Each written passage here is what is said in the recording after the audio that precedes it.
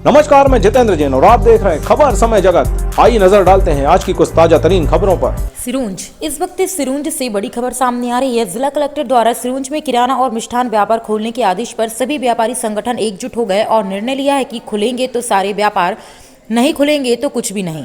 व्यापारियों के पिछले साल के घाव भरे नहीं थे कि इस साल भी फिर से लॉकडाउन की स्थिति बनना चालू हो गई है।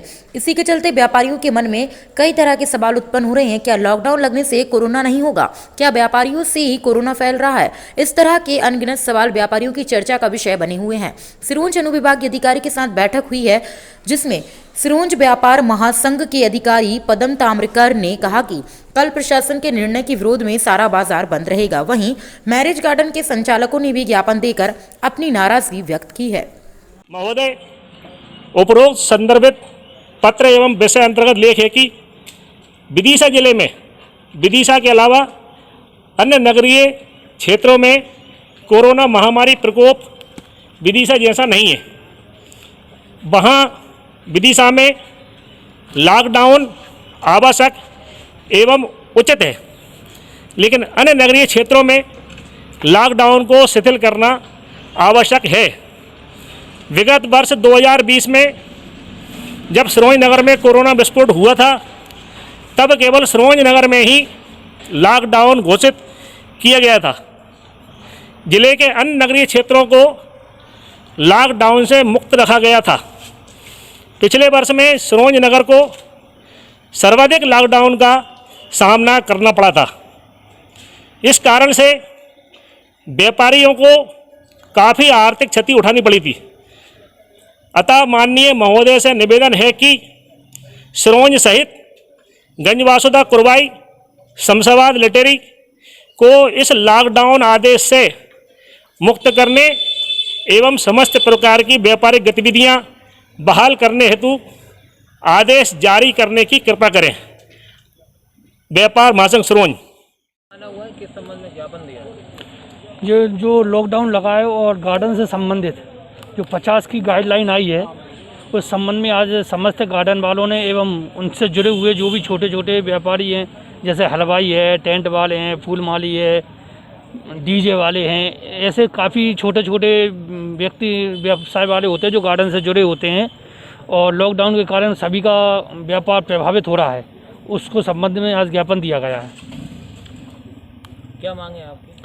हमारी मांग ये है कि पहली तो ये की गाइडलाइन ही है कि जैसे बस में 60 लोगों की जगह आधे बिठाने का जैसे कहा जाता है कि सब 25 लोग बिठा रहे जाएँ, 30 लोग, तो ऐसे ही हर गार्डन की अलग अलग क्षमता है। तो उन गार्डन के हिसाब से जिस गार्डन की जितनी क्षमता है और उससे आधे की या तो हमें अनुमति मिली जाए, और यदि वो भी नहीं मिल पाती है तो मिनिमम कम से कम 500 लोगों का तो उसमें व्यवस्था होनी चाहिए। 500 लोग वहाँ पे हों और हलवाइयों की तरफ से 20 लोग अलग हों। ऐसे करके हमें 520 या 530 लोगों की अनुमति मिले, जिससे और हम वहाँ का जो भी लॉकडाउन का जो पालन है वो हम करने के लिए तैयार हैं।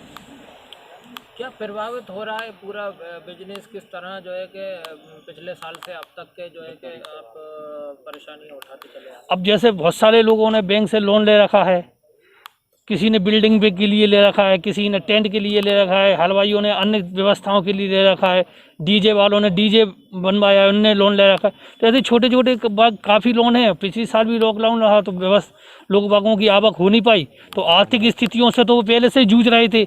उन्होंने जैसे तैसे एक साथ निकाली। यदि इस साल भी यही परिस्थिति रहती है तो किस्त भर नहीं पाएंगे वो, तो उन्हें आर्थिक स्थिति भी और मानसिक तनाव भी बना रहेगा, तो वो घर परिवार से भी डिस्टर्ब रहेंगे।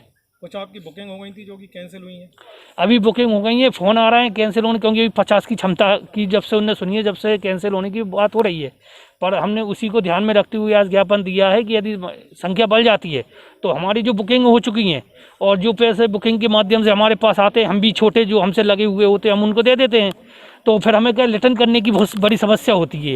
यदि आपकी मांगें पूरी नहीं की जाती हैं तो आगे आप क्या कदम उठाएंगे? तो सभी संघ मिलकर जो भी आगे का बैठक के माध्यम से जो निर्णय लेंगे उस हिसाब से फिर आगे की रूपरेखा बनाई जाएगी।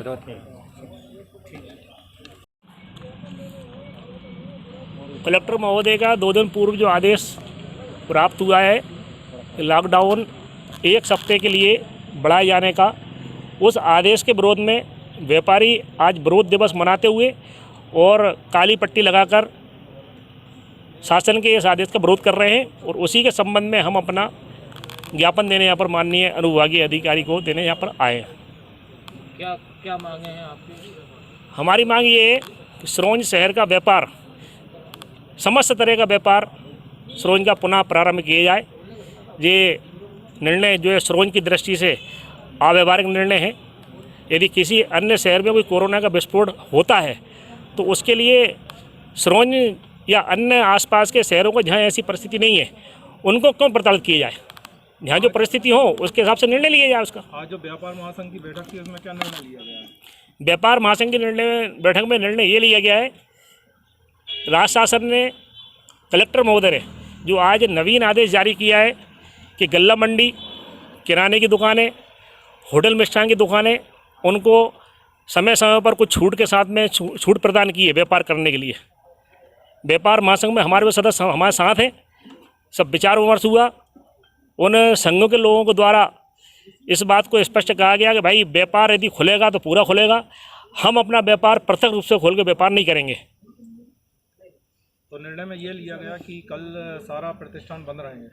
हाँ, जब तक शासन अपने स्तर पे समस्त तरह के व्यावसायिक प्रतिष्ठान चालू करने की अनुमति प्रदान नहीं करता, किसी भी तरह का व्यावसायिक प्रतिष्ठान ना खोला जाएगा, ना व्यापार व्यवसाय प्रारंभ किया जाएगा। यदि आपकी शासन मांगे नहीं मानता है तो फिर आपका क्या स्टैंड होगा? हम शासन के विरोध में, अपनी जन विरोधी नीति के विरोध में अपना आंदोलन करेंगे। शांतिपूर्ण ढंग, प्रजातांत्रिक लोकतांत्रिक तरीके से अपना विरोध प्रकट करेंगे। हम आज भी हम प्रजातांत्रिक तरीके से काली पट्टी लगाकर, जो व्यापारी यहाँ पर उपस्थित है काली पट्टी लगाकर आए, जो अपने घरों पर है वो भी अपने घर पर काली पट्टी लगाकर वहाँ विरोध प्रकट कर रहे हैं। यहाँ पर इसी तरह से आगे और निर्णय लेंगे और शासन के निर्देश का विरोध करेंगे।